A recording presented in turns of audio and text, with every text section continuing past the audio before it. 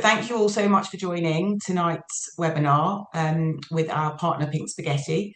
Um, we've done a few of these this year, and it always surprises me how much interest there is and continues to be in running your own business and becoming a VA, running your own virtual assistant business. Um, we know that our community is looking for ways to take back more control and to find more flexible ways to work. And that's why we love working with Pink Spaghetti, because they do that in spades. And we have so many success stories of people who are from our community and not from our community who have joined their franchise and who have launched incredible, thriving businesses as virtual assistants. And we know that there are a number of ways to do this, and this isn't going to be the right way for everybody. Joining a franchise is something that's quite different, and we know that you can do that on your own, but there are huge benefits in having support. We call it a business in a box.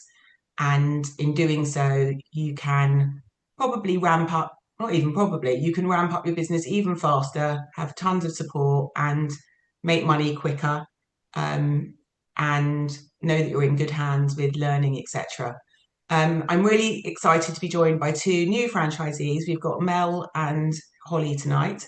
Welcome, both of you, who have very kindly come to share their stories. Neither of them have actually been with Pink Spaghetti for that long, both, I think, under 2 years. Holly coming up for 2 years, and Mel, I think, just over 2 years, possibly. Yeah. You can tell us. Just over And 2 years. Caroline, how many? How long? Oh, so I'm just about 2.5 years I am. 2.5 years. So not too long, but both incredibly successful stories for people who joined less than 2 years ago. And always exciting and delighted to have Caroline, who founded Pink Spaghetti and will tell us a bit of background about why she set it up and who it's for and what franchise is. Before we dive in, if you have got access to chat, I'd love to just get a little sense from you and a little bit of insight into your sort of knowledge around franchises. Are you new to this? Are you open to it? Do you know much about it? Like whatever you want to put in the chat, probably be quite nice to have you just drop a little comment so that we can new to this. Lovely. So just so that we know where to pitch this. Some people are going to be quite familiar with franchises. I'm really warm tonight while central heating's pumping. So lovely. So completely new. So lots of completely news, which is great. So that would be good because Caroline can give us a bit of input. Oh, yeah, I'm going to stop waffling now and I'm going to hand over to Caroline, who founded Pink Spaghetti. Caroline, maybe you can tell us a bit more about Pink Spaghetti, why you set it up, and a bit more about what franchise is, because I think framing that would be really useful before we kick off. Yeah, no, excuse me, no problem at all. So co-founded Pink Spaghetti 16 years ago now. So we're a virtual assistant franchise, and we support our franchisees and their staff support small business owners with all the jobs that they don't have the time, the knowledge or the inclination for. We basically sell time, give people time back in a wide variety of different ways. And we do it with a very friendly relationship-led approach. So Pink Spaghetti was formed originally, I co-founded it with a friend, very highly organised people, and we knew that we had skills that people could use. So that's why we formed the business originally. But as it expanded, we chose franchising because we could see two things really clearly. The first was, fortunately for us, how many small business owners were working themselves into the ground, usually brilliant entrepreneurial people that we work with, but they get completely overwhelmed, doing everything themselves, feeling guilty for dropping various balls, and unsure sort of where to get help. And the second thing is that we've seen a huge pool of talented people, often women, who needed flexible work that used their skills that they've gained in various professional careers. Usually people wanted something meaningful to build their lives around, and yet traditional employment didn't necessarily offer that. So bring the two together and the franchise works really well. Certainly the sort of the normal working environment hadn't worked for Vicky and myself. So franchising, as Katie said, is a business in a box. It basically Firstly, gives you an amazing network, like Mel and Holly. We've got just over 50 franchisees around the country who are all people like them that have wanted to use their cross-transferable skills and start business. But a lot of the mistakes that Vicky and I made in the early stages of what does work, what doesn't work, what not to spend money on, who your customer is, how to price, how to quote, all of those things are sorted for you. So we train, we mentor. People come in not just as their own virtual assistant, but they'll then build that business, become employers, and manage to achieve some sort of work-life balance. It's hard, but the support network and the training is there for you. Brilliant. Thank you, Caroline. Okay, so hopefully that gives you a good overview of Pink Spaghetti and the franchise opportunity. We will bring Caroline back in at the end to talk about some of the nitty-gritty in terms of what it means to get involved, what the costs are, and so on. But I'm going to hand over now to Holly and Mel. And I think really what we want to hear from them is what it's really like to join a franchise. What does that mean?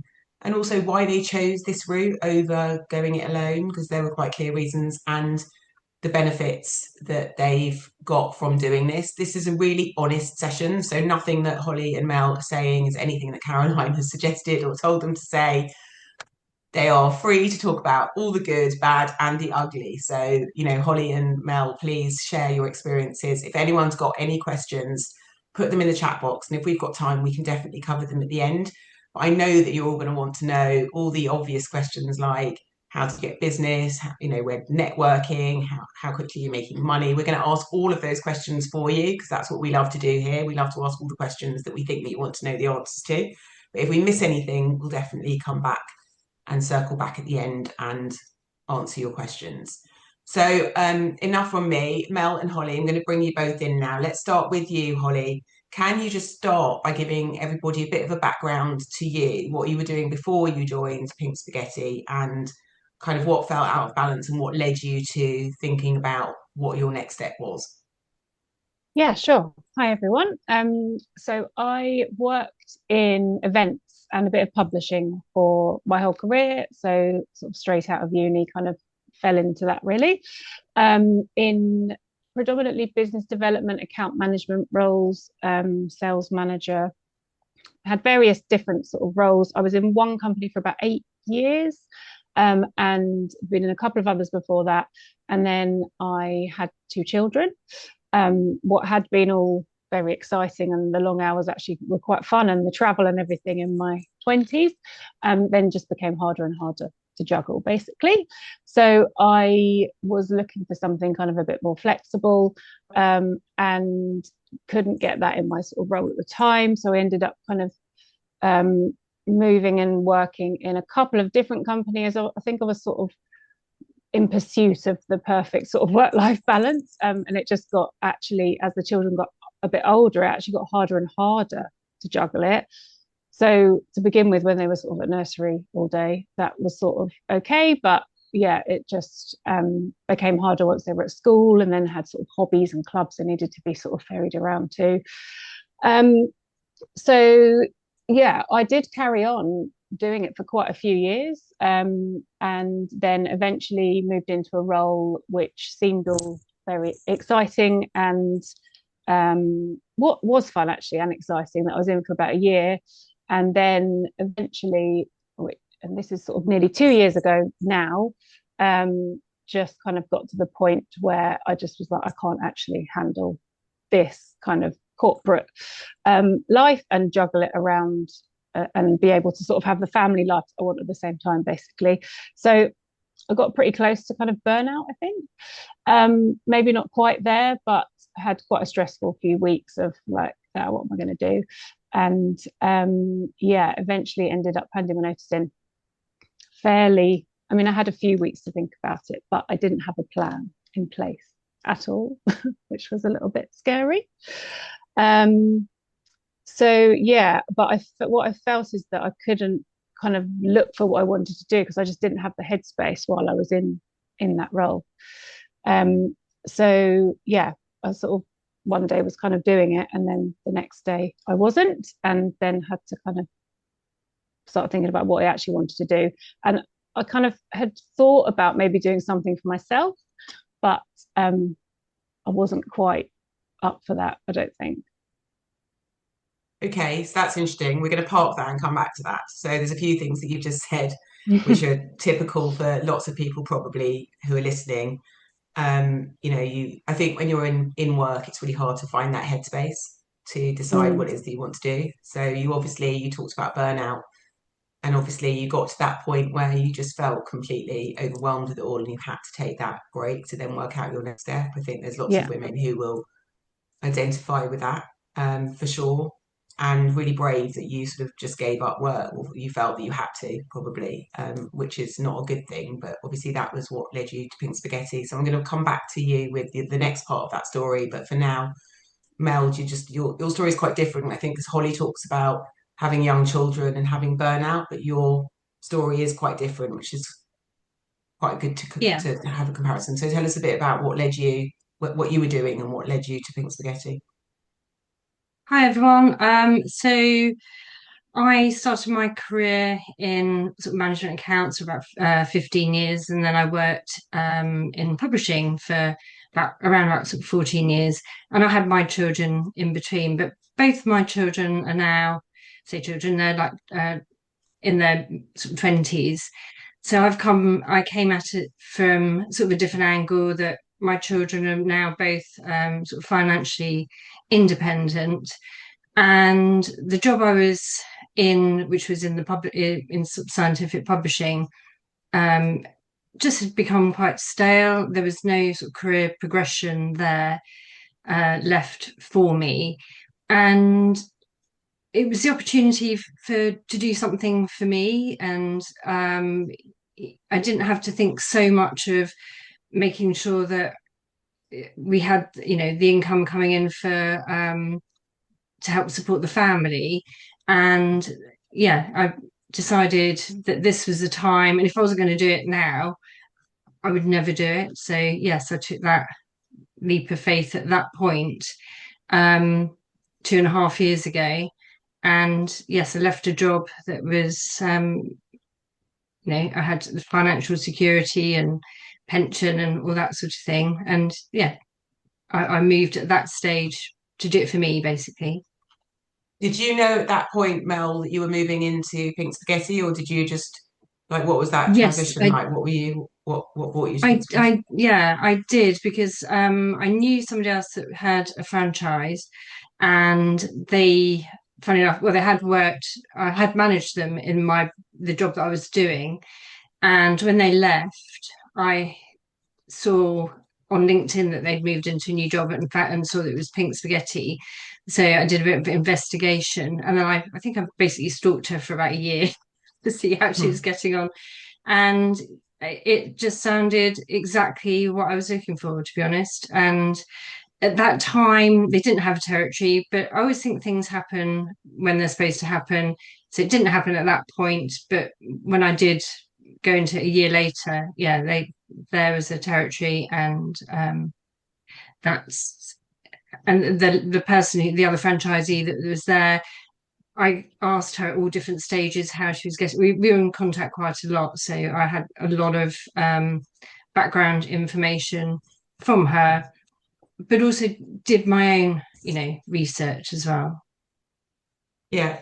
Okay. So I think, Mel, you just said that you were in a sort of enough of a financially secure place that you could make that move. And Holly, for you, was it more of a decision because you were relying on an income, and it was more of a decision for you to have Yeah, to? we are definitely was sort of a two income household. So I was like, and this is quite scary, just handing my own notice in and not knowing what I'm doing. It wasn't ideal by any stretch. Um, so yeah, that did all feel a bit kind of stressful, and yeah, quite a lot Okay, so to think let's about. talk now, maybe just touch on this, because to join a franchise, you need to have funding. So it'd be good to understand kind of how you made that leap, because you both were in secure paid jobs, and then you decided to go into this type of environment. How did you go about funding it? Holly, do you want to tell us? So so although I kind of did leave my job quite quickly, I did manage to kind of negotiate a couple, like well, I was on sort of a 2 month notice, I think, anyway, and I did manage to negotiate sort of a few months extra pay, so that was quite nice to have that kind of stability for a few months. And then I did use a bit of that, and I had a bit of sort of bonus from that job owed to me, and then the rest for actually putting the money into it up front, I borrowed from family. Brilliant. Okay, and Mel, for you? So I had most of mine, or some of it came from savings, and the other was from, we had a 0% credit card, so I put it on that, and then had money aside. I wanted to have at least sort of 3 months salary, that what I was used to having, to make sure that it gave me enough time to get going, if you know what I mean. Yeah. I mean, I think that we've kind of skipped a bit here, and I do want to dive in a little bit to this idea that 1 minute you're both in paid jobs, the next minute you're buying franchise and setting up your own business. So can we just like maybe just dig in a little bit to the how did you make that transition? Because I think for lots of people listening, it'll be like, well, that's great, you were here and then you're here, but there's a bit of a sticky bit in the middle that I just want to unpick with you, which is why a franchise? Why did you think suddenly I'm going to go into self-employment? Like what was the thinking there? I just really want people to understand that, because I do think that's the toughest thing for some people to get their heads around. So actually understanding that from your perspectives would be really helpful. So, and also you were both doing nothing to do with running virtual assistants businesses, which we'll get into, but in terms of suddenly going from corporate jobs, scientific, financial, publishing, events that you were doing, suddenly you're running your own business, and B, supporting people doing things that you might not have been doing before. Anyway, I'm jumping around a bit, but can we start with the how did you make that leap from being in a paid job to going, oh, actually, no, I want to set up my own business? Holly? Um, yeah, so I definitely wasn't like, yeah, I'm out of this. Yes, I want to set up my own business. I think, like I said, I definitely wanted control. So I had always thought I might do that, but I hadn't quite got to that point. And I was actually looking at other jobs online and everything. I actually applied for a few things. I had kind of a couple of sort of first interviews, but nothing really kind of ticked the boxes. And I kind of everything that I was looking at and just reading through, or maybe talking to recruiters and stuff, I was like, I still feel like I'm still going to be back in that same place. Yes, it's somewhere a bit fresh, but ultimately it didn't feel like any of it was really going to give me what I wanted. In terms of franchising specifically, not something I'd ever really thought anything about. Hadn't kind of know much about it, other than sort of I'd hear the word franchise and just think McDonald's, which I know a lot of people sort of do. But I had a friend at the time who had a few months earlier joined Pink Spaghetti and started her own franchise. So we'd been friends for a few years, our children went to school together. So I kind of knew she was doing really well with it. And I reached out to her just to be like, oh, guess what? I've finally handed in my notice. And she was like, oh, I have to meet for coffee. And then kind of one thing led to another. And she just started saying, actually, you should do this as well. You'd be really good at this. You'd love it. You know, Pink Spaghetti, you're amazing. The support is amazing. So, and then it kind of started as a, oh, no, I don't know if I can do that, to obviously sort of having more in-depth conversations about it with her. Obviously kind of did my own sort of just reading up and looking on social media and that sort of thing as well. And then eventually I was like, okay, right, I'm going to kind of reach out and officially inquire. Yeah. I think both of you, it's interesting because actually both of you both had friends doing it, which I think is half the battle, because some of these people listening won't know Pink Spaghetti in the way that you'd seen that it worked. And so you already had that trust element and going, oh, actually, I've talked to a friend and I know this is working really well. So for those of people listening who don't know anybody in Pink Spaghetti, obviously this is a different journey, because both Holly and Mel did. So I think they went into it already. Katy, I would say that is quite unusual to have. Yeah, I know. That have come that route is unusual. I know. We haven't actually had that before. No, and to have people that are leaving paid employment, which we know feels like walking the plank, that is normal for us. And so we make sure, and I hope Holly and Mel felt this, that we don't underestimate how difficult that is. And so the kind of financial planning that we sort of take you through, and the real life examples to be able to make that decision as a household, is really important for us. So that's thank you, Caroline. I think that's really important, because we've run lots of these and I've met lots of franchisees, and none of them have come to it in that way. So it's important to know that the conversations that you will have with Pink Spaghetti, if you're interested in following up, are very much based around how would you make this work and take the leap, and what does that mean. So they have, they really help you along with those conversations, as Caroline just said. So Holly, I think we've heard that, we've covered that bit, but what would be interesting is actually starting to think about some of those transferable skills, because I think, again, that's something that people really think about when they're like, okay, well, I want to set up as virtual assistant, but what will I do? What will I offer? I've been working in this type of role, but how does that translate? So can you sort of bring to life for us a bit how, because you had a really interesting background, you were financial services sector, you were in scientific research and, academic, so it's quite different. So how did you start and turn your skills into an offering as a virtual assistant business? Oh, so you're asking me that, yeah. Yes. Oh, yes. So yeah, coming from that sort of background, you have that sort of attention to detail. So I wrote down at one point all of the sort of areas that I liked working on and things that I like to do. And I think that's what I brought along to my business, basically. And so can you ask me sort of another question on that? I can't remember the other bit that you said, sorry. Yeah, no, I was just thinking that when you were in corporate, you were doing a different type of job. So it's just interesting to know what type of like when you work with your clients now, what type of things you do for them. So in your business Okay, now. yeah. So, and when I started with clients, I wasn't really sure what I was going to offer. You start off and you feel very much you have like sort of the imposter syndrome, but I knew I was really good at things like Excel. I'm very good at I worked in accounts for a long time, so I thought I'd start doing bookkeeping again. And with the academic publishing, that was doing peer review management. So again, that's attention to detail, checking that things are right, getting things out in a timely fashion. The other thing that we also did, which I've carried on with Pink Spaghetti, is that you do whatever work that you do for clients, it's on a timer, so that you're very transparent about how much time you've spent on something, even down to whatever sort of projects that you're doing for them. And that was. So you used a lot of a lot of the skills you tapped into, and you now offer those to your clients. And I think that's also really interesting.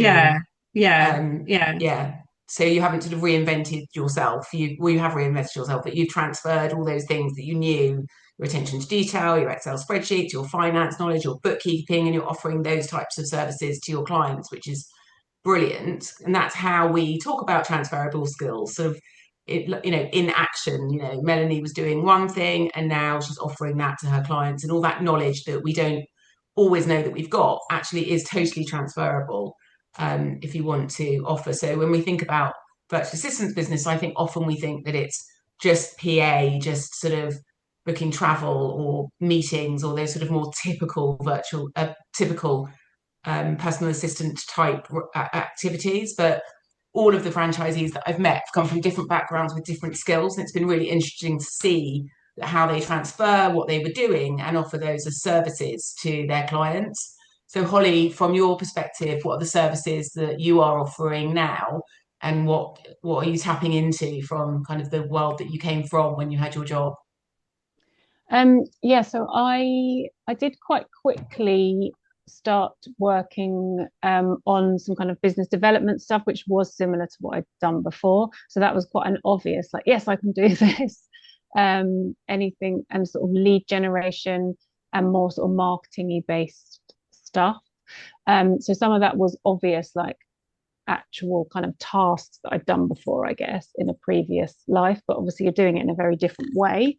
And I still do some of that work, but I've also taken on a couple of clients who was actually probably my bigger clients now, which are more kind of like what you would consider a typical VA, so like PA admin type stuff, which at first I was like, do I want to do this? But I actually really enjoy it. And actually the kind of experience I had from events, I am kind of just well organized, and I like sort of getting into that kind of stuff with clients and kind of hearing more about what they're doing. And so yeah, it's kind of changed a bit, but ultimately there is still quite a bit of variety there for me, Yeah, which I it's like. interesting because when we had our pre-call, it was interesting because you were saying how you started by doing what you knew, and then Yeah, actually you built confidence and you started yeah, offering, and actually now you love the other parts of the job that you do, sort yeah, of with the more administrative side. So you've sort yeah. of I grown into think, that. yeah, and probably with when I first started sort of, promoting myself on social media and doing all that stuff, I was kind of obviously talking about what I'd done before because that's what I was comfortable with. Yeah, And I did exactly. get some clients through sort of a previous life almost and that sort of work. So that kind of came quite naturally. But then, yes, it's quite different now in some ways. And did Pink Spaghetti help you to carve out some of what what you were going to offer your clients? Did they help you to think that piece through in terms Yeah, of yeah, definitely. Yeah, I think they're particularly like the in-person training, which was 2 days, a few weeks into sort of when I first started. Yeah, that was really helpful. We talked through a lot of that kind of for each of us that were in they the helped you think through cohort. what services you'd Yeah, offer, how you'd yeah, offer them, what you yeah, would charge, etc. Okay, and we yeah. just talked about clients. Mel, maybe back to you now to talk a bit about how you landed your first clients. What did that look like? Because sort of set up as a virtual assistant, you've now got your services and so on. And the big question I think probably people want to know is, where do I start? How do I even think about getting clients? So it would be great to hear sort of both of you actually, because I think you've both got interesting perspectives on this, sort of how you started getting your initial clients. So, a couple of my initial clients came from my own sort of natural network. I put a post out on LinkedIn, and two people that lived in the that know me said, "Oh, actually, I need some help." So I helped them out on some just little projects, really, which was really great. It was just got me going. It was good then to be able to send the quotes out to people, and there were people I knew, and so just to sort of get going. And then the other way I started work was, and I think we might talk about this later, but is like the cross franchising. And I did two pieces of work there for other franchisees.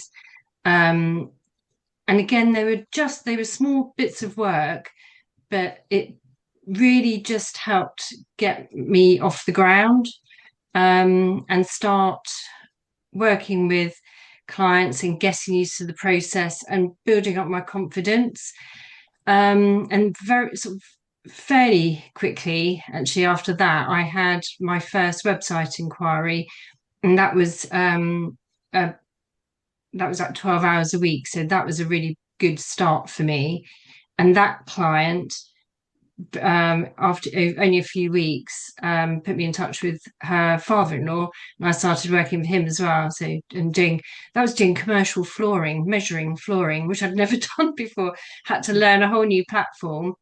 And actually, as Holly mentioned in the last bit about working with clients, um, the you learn so much. I've realized I really like learning new systems, and yeah, it just it takes you out of your comfort zone a bit, but you learn all the time, and it's the variety is great. That's what I like. Mm. So I think something you just touched on there, which is if you don't know something, you can ask. And I think that's a really important part of becoming part of your community at Pink Spaghetti.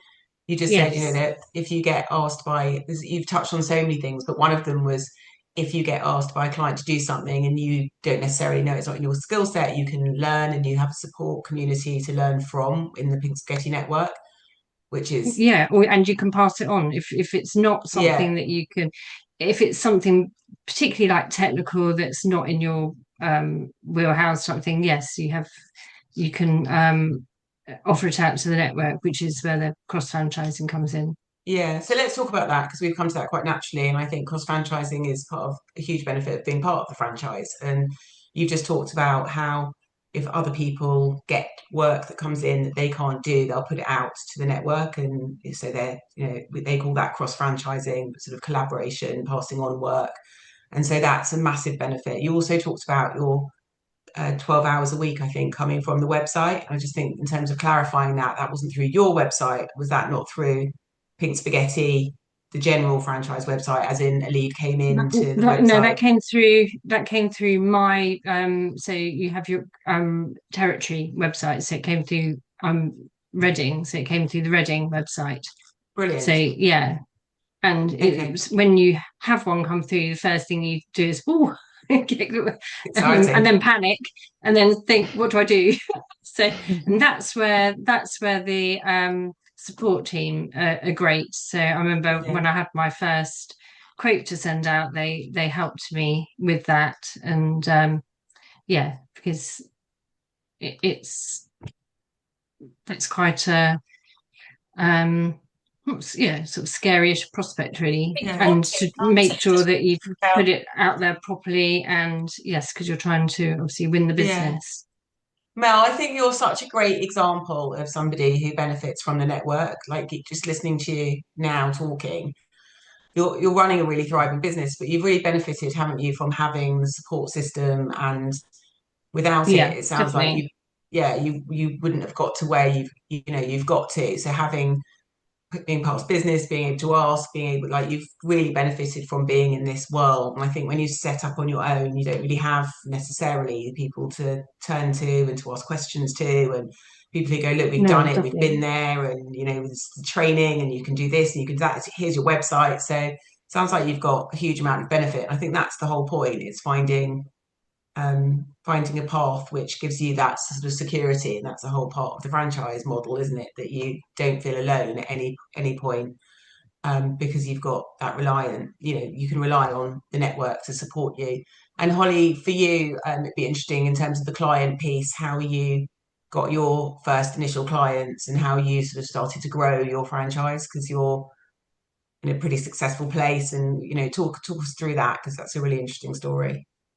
Yeah, it was some of it was similar. It was quite a mix of different things, I think. I did also just put myself out there quite quickly and picked up a couple of cross-franchise things. I mean, there's quite often things that people are posting. Sometimes it's just an odd task that needs doing that day. Sometimes it is something that's a bit of a bigger sort of project. So I sort of picked up a couple of things from that went well, and then those franchisees obviously could then actually offered me a bit more work, so that was quite nice to start off with. I think, like Mel said, just to really get you into doing it and kind of confident that you can do something. Yeah. And then I did also start networking quite quickly. um I tried initially sort of two or three different groups, and I got a couple of clients out of them quite quickly, actually. um Nothing huge, but one of them I am still working with now, so sort of just over a year and a half later. Um, so that kind of helped. And then also, yeah, putting myself out there on sort of social media at the beginning, particularly LinkedIn. I did get a couple of people coming to me that way who I'd sort of worked with. I mean, no one I knew particularly well, but had worked with many years ago, and they just sort of saw what I was doing and were like, actually, we need some help with this. And I had a couple of inquiries coming through the Pink Spaghetti Great. website as It well. sounds, yeah. Yeah, so So quite a mix. you talked a bit about networking, and I think again that's a word that people are get a bit anxious about. What does that mean? And I always say it's just about talking to people, but what does that mean? And so tell us a bit, both of you, about what networking looks like for you. Because I think both of you really enjoy it now, and actually loads of people that I talk to say, "Oh, I was really afraid of it at first, and then it just became really comfortable." So talk to us a bit about what networking looks like for you. Join networking groups, and what type of groups, and what were you doing? Yeah, I think you do have to kind of try a few different ones to work out what's kind of your vibe. And looking at the network between us, like we do all go to quite different sort of types of groups. So I had sort of tried a few. I favoured some of the slightly more informal ones. So I wasn't as scared as I know some franchisees at the beginning, because I have worked in sales and account management and stuff. So I had done a bit of that. So I was like, oh, this is fun, this is fun. But then when I actually turned up, I was like, oh God, this is actually quite strange, because it's very different when it's kind of, you're sort of, it's just you there, and you're obviously just talking about yourself. But everyone's in the same boat. So it's quite nice. And I found a couple of groups. So I did go to a couple that I thought, oh, not sure this is for me. But I found a couple fairly quickly that I did then go back to. They were sort of, I think they were both monthly. I know other people go to some that are kind of every week. It is a case of sometimes finding the ones that work with your kind of family and life in the background as well. But yeah, and I'm still going to both of those now. Don't always make it every month when I'm really busy, but I try to. And yeah, like I said, I picked up a couple of clients quite early on, and then some have kind of taken longer, but they've ended up in work going forwards. And also it's just really nice that people sort of refer each other. So even if it's someone you haven't worked with, just because you kind of chat to them once a month, or maybe even once every 3 months, because you don't always speak to the same people, they'll kind of remember, oh, you want a virtual assistant? Oh, I know someone from my networking group who does that. Maybe you should speak to her. So yeah, it's good. It's definitely needed, but yeah. Okay, great. And Mel, how have you found the networking side of things? Well, for me, initially, I was absolutely petrified. I really didn't want to go networking at all. And then ended up loving it. And I tried all different types of networking. I have done like the virtual networking. That wasn't for me really. I preferred in person. I joined one group, and then it did become it actually they put the price up quite a lot, so that sort of put me off actually. But then I just kept seeing the same people in that every month, and then they were at different networking groups. So the next type of networking I tried was evening networking, and because I don't have young children, I found it easier, and particularly because my territory is slightly outside of where I live, and it takes me about sort of 40 minutes to get to networking where I currently am. Um, I found evening networking was better for me because I'd finish at the end of the day. They probably start around sort of 4:30, 5 o'clock, go on to about 7, and then some people stay on for longer. But I found then you'd have a group of instead of like 10 people in a room, you get more like 30, 40, and the atmosphere is slightly different, and you did get to chat to lots of different people, and it was quite informal. So I think I preferred the more informal type of networking than sort of formal ones. And I have got a couple of clients from networking. It definitely is one of those it's a slow burn, and I go networking to build connections with people, not to sell myself. It's more getting to know them. And actually I don't directly work for the people that I've met networking. They've referred me onto friends that are looking, particularly been looking for a VA. So yeah, that's worked out really well for me.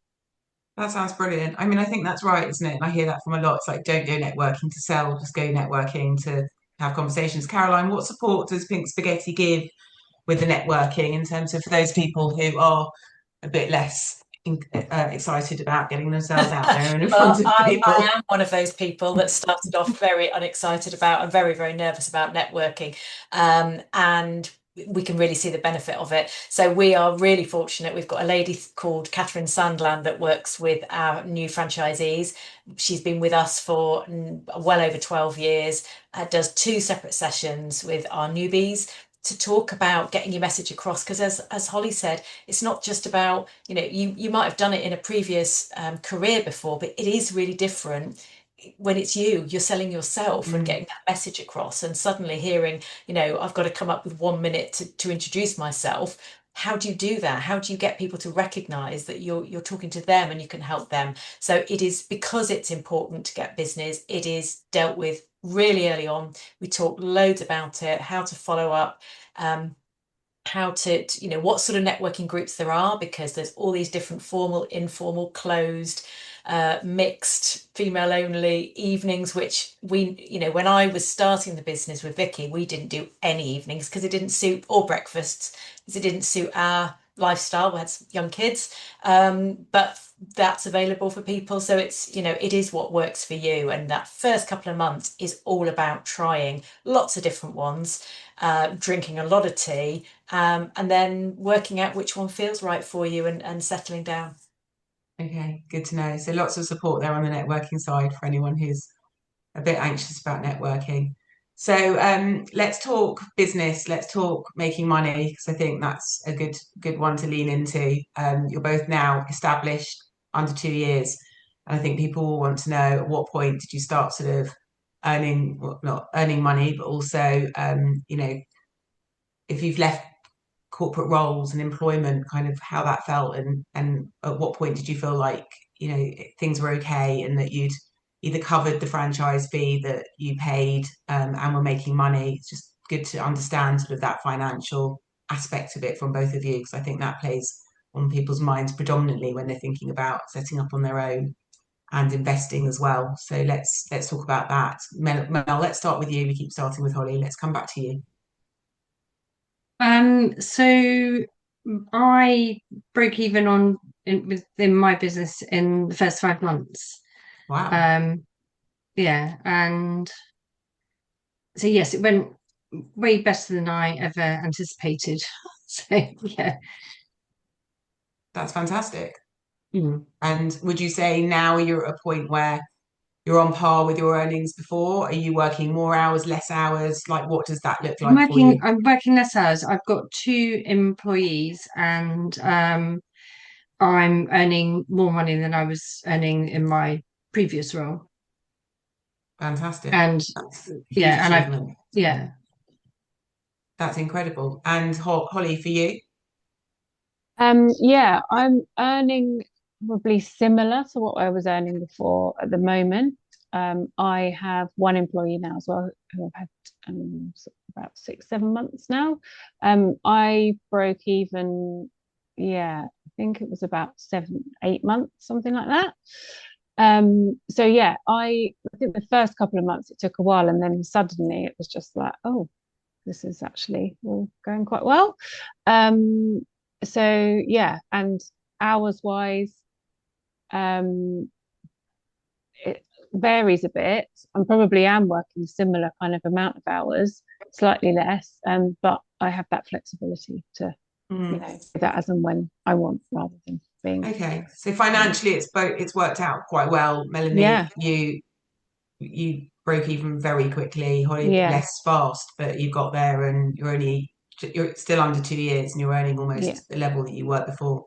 And for you, Holly, you talked at the beginning about burnout and being exhausted. We talk a lot about flexibility and taking control back. I'm just interested to know how you feel now. You said you're probably doing around the same hours, but you're working for yourself. So do you feel much more in control? Like, what does that Yeah. look like for you now? Yeah, I think the control is a huge part of it. I do sometimes work into the evening, but like tomorrow I'm going to my son's school concert in the morning at 9 o'clock. Sometimes I walk the dog first thing, and then I might work into the evening, but I can kind of justify it because I sort of, had that time back elsewhere.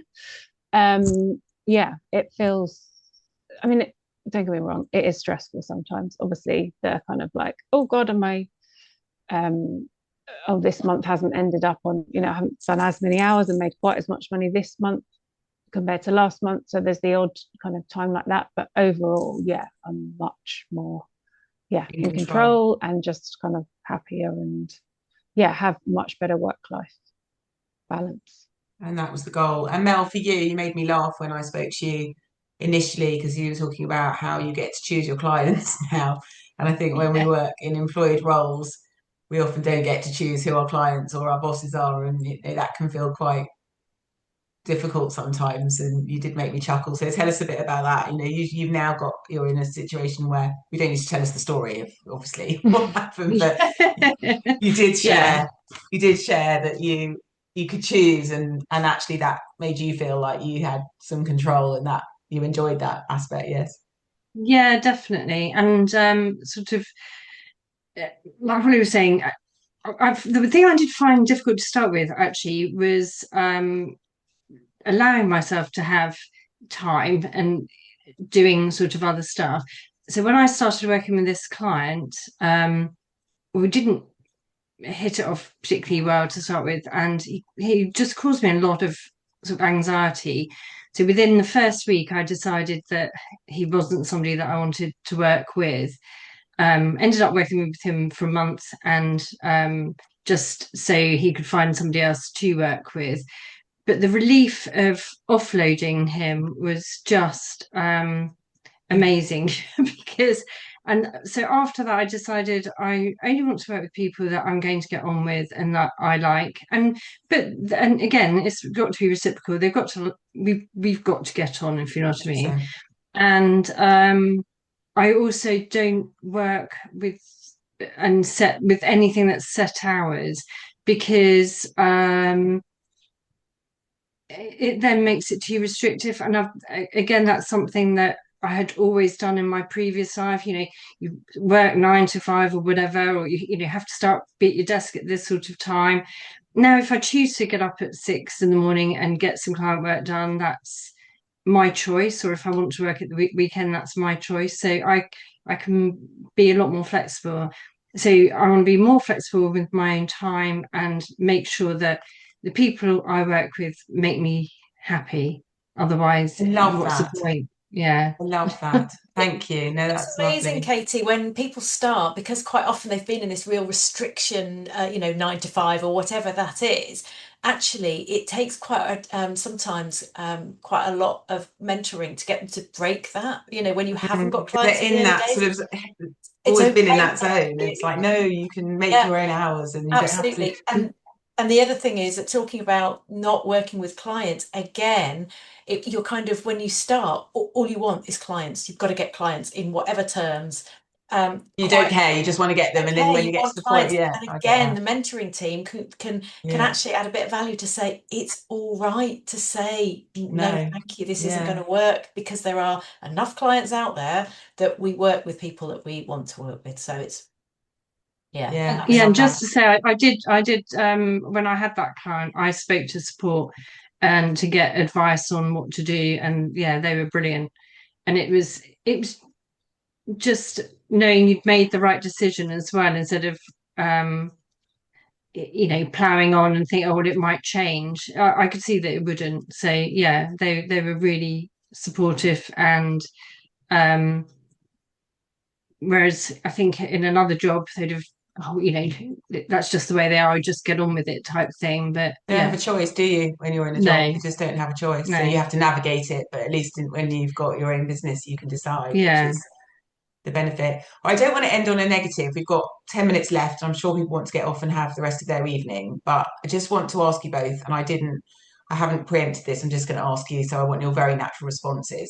But what are the things that you found most challenging? I think we've shared a very lovely picture. You've both done brilliantly, but there must have been things along the way that you have found a bit challenging. And I think just to give the flip side of the coin, it'd be just nice to hear from both of you, maybe some aspects of on this journey, what hasn't gone as well, or what you may have found challenging in making the leap.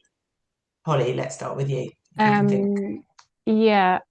think similar to actually what you were just talking about, I did take on a couple of clients that I probably rushed into and it wasn't the type of work that I wanted, or it wasn't on the right sort of basis that I wanted. So that was then a bit challenging to kind of try and come out of that again.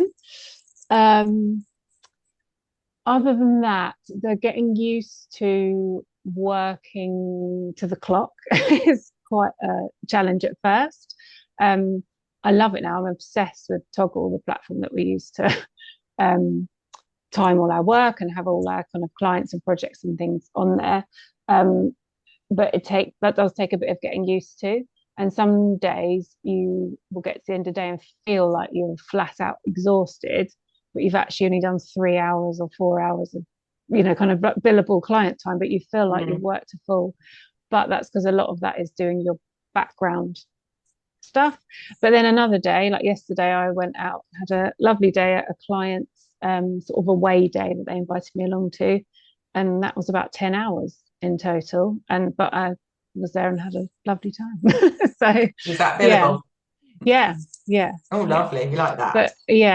But yeah, that definitely was I did find that a challenge to start with, because it's just different to like the sort of role I was in before. It was like, well, this is your salary, this is your kind of bonus structure. These are your hours, go and do the work. So it is, getting used to that, and the juggling, I guess, just juggling different clients and managing that. Yes, yeah. I get that. Okay. And Mel, for you, what have you found the most challenging aspect? I suppose the most challenging bit would be taking holiday, and that's interesting. And initially I would take my laptop with me, and then that you're not really getting a break then. So I let all of my clients know if I'm going on holiday, and either do more work before, or sort of backfill, or do a bit more afterwards. Or I have got employees there, so I'd be delegating it. But yeah, initially I think it was giving myself some time off was that's true, because difficult. when you work for yourself, you know that you're bringing in the money and you don't get that holiday pay, that you're just still paid when you're away. And I think as a business owner myself, I know that the laptop comes everywhere and it's really hard to switch off, and that's something you've got to put your own boundaries in place there. Be our own worst enemy. Sometimes, I mean, people can use other franchisees, that can be done. I also think in the early stages, actually, people tend to quite enjoy what they're doing, and it almost doesn't feel like work, but it is, and it's really important that people recognise it. Right. Yeah. So, I mean, we could talk all night. There's other things that I wanted to touch on, but we haven't. I'm just going to flag, but I want to hand over to Caroline. But I also want to say that both Mel and Holly talked about having employees, and I think that was just something worth mentioning. Maybe, Caroline, you can just cover that as part of your wrap up. We're going to wrap up now, and I want Caroline just to wrap up with a little bit about the training and the cost of the franchise. And I don't think we'll get into the fact that you can have employees, but I think the point that both Holly and Mel have in less than 2 years built businesses where they've brought in people to support their businesses and are growing is definitely worth mentioning.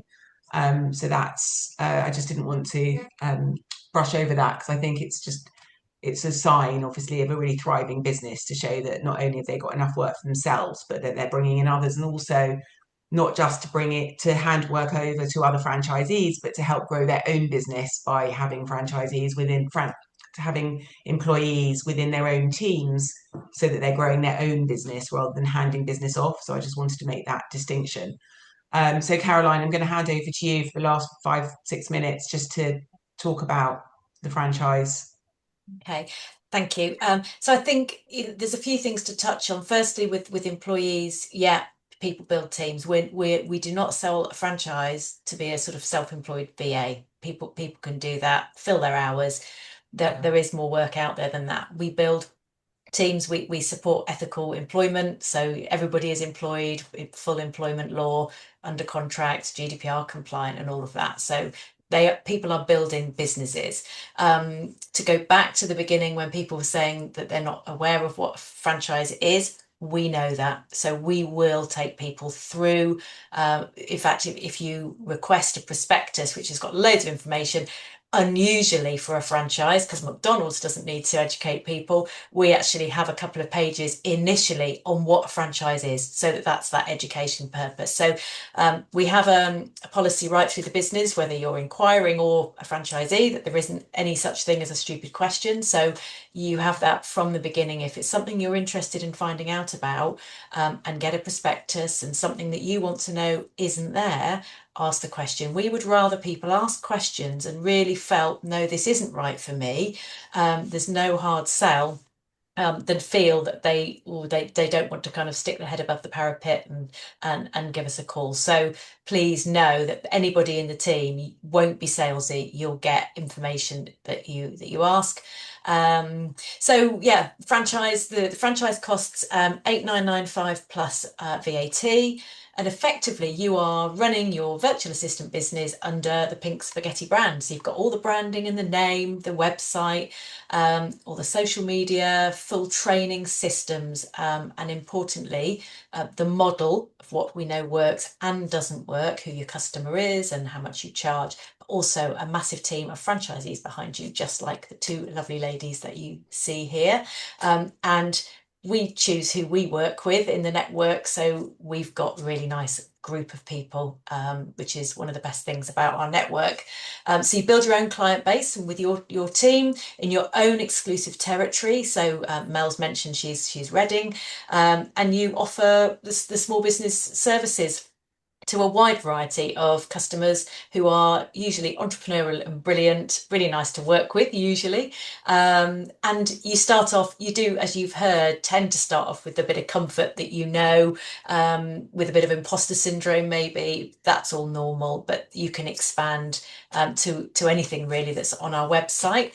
Tend to start on your own and then build a team again, as you've seen tonight. And importantly, you don't need any PA or VA experience. In fact, it's almost the opposite. If you've only done a PA work, then have you got the kind of different systems and technical ability to be able to help small business clients? But again, we know what we're looking for and we know what we can offer. So a talk will always enable you to see whether you've got the sort of skills that would be suitable.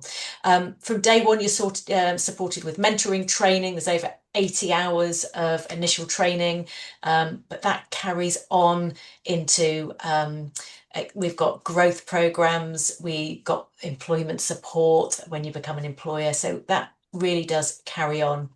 You've got legal documents and templates and quote templates and all sorts of things to get you going. So the franchise, the business is ideal for people who are the doers, the organisers, the tech savvy people that've got a whole range of cross-transferable skills. They want flexible and meaningful work that fits around their life, not the other way around. And again, you've heard today that can be different hours for different people. Career returners or career changers. We often speak to people. I've got 3 different discovery calls this week. Often when you say what's brought you, it'll be some form of crossroads or another, and that'll be different things to different people. So if you enjoy organising, problem solving, and want to sort of explore being your own boss, then I think the best thing to do is if you go onto the website, request a prospectus. That just gives you loads of information, and then book a discovery call. One of 3 members of our head office team will arrange to have a chat with you, and then it's where you want to take it from there. Lovely. That was a wonderful wrap up. I didn't have to ask any questions. You just answered them all perfectly. I just have a question, which some people might want to ask. Do you have to be not working to do the training, or can you run that alongside a job if people are working?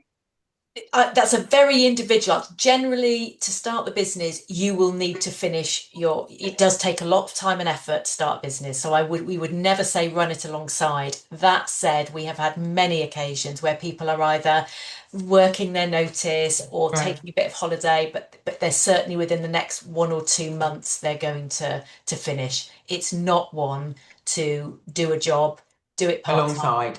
You'll never get to the point where you can sort of make that leap. Got it. And is a lot of it virtual or in person?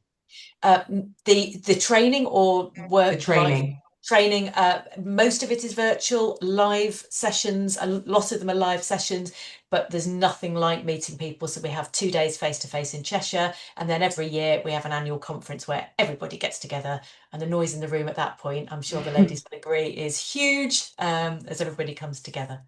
Great. So as I said, I've been working with Flex Work People. I've been working with Pink Spaghetti for many years, and I only work with organisations that are credible and that we know work and that we know offer you what we think that you want, which is credible, authentic, right values, and all of those things. So I would say, as Caroline just said, this might not be for everybody, but if it is for you, have a chat. It's not salesy. And if anyone is interested in having a further conversation, just type yes or prospectus or something in the chat box so we can see if anyone would like to follow up. I know that Anna, who has been brilliant in the background, thank you, Anna, has been busy tapping away, taking the load off me because I was worried all these questions. But I know that she's put in a link to the prospectus. But do just drop us a little note if you want, if of a yes, if you are interested in having a follow-up conversation, or head off to the website and get a prospectus. The link's there. So Mel and Holly and Caroline, thank you so much for your time this evening. The people who have hung on till the end, thank you so much for taking an hour out of your time to join us tonight. I hope that you found it useful and valuable and has given you food for thought about your next steps. As Caroline said, do get in touch and have a chat with them. They run discovery calls with the HQ team. And thanks so much and have a great rest of your evening. Mel and Holly, thank you so much for your time and for sharing the stories. Thanks, Katy. Katy. Okay, thanks everybody. Bye. See you then. Bye.